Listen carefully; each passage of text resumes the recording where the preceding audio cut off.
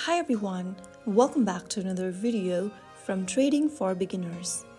In this video, I'm going to show you how to turn on or enable dark mode on Capital.com application.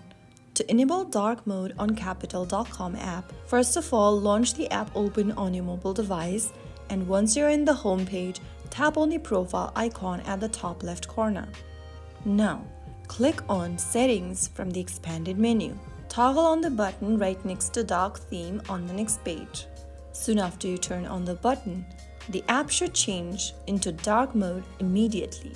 You can switch back to light mode anytime by following the same step. After you do that, you will notice that the dark mode is enabled.